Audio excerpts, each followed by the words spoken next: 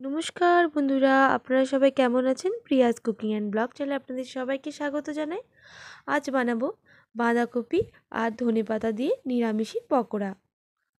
আর এই পকোড়া খুব ক্রিস্পি আর মুচমুচে হয়, খেতেও খুব অসাধারণ হয়।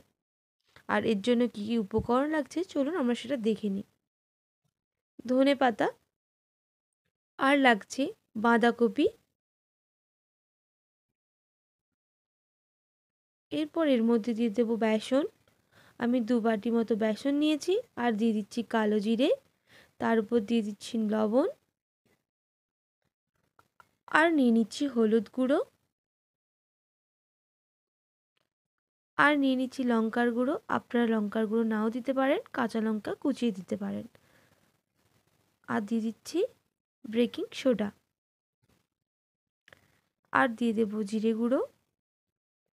এরপর আমি ভালোভাবে এটার সাথে মিশিয়ে নেব বাঁধাকপি আর ধনেপাতা। দেখুন মেশানো হয়ে গেছে।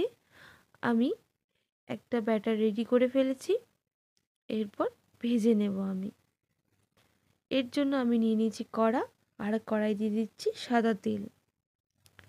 এরপর আমি দেখুন চামচের সাহায্যে আমি একটা একটা করে ছেড়ে দিয়েছি।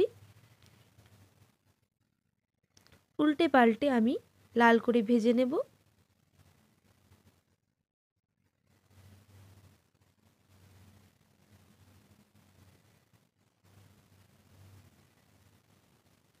আর শীতকালে সন্ধেয় একটু চায়ের সাথে যদি এরকম পকোড়া হয়, উফ, কি অসাধারণ খেতে না হবে।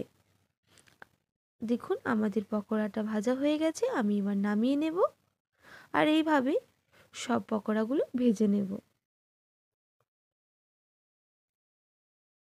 আর দেখুন, আর পকোড়াগুলো একদম রেডি হয়ে গেছে। আর আমার ভিডিও যদি ভালো লেগে থাকে, like, comment, share and subscribe করে দেবেন। ধন্যবাদ। ফিরে আসছি নতুন কোনো ভিডিও নিয়ে।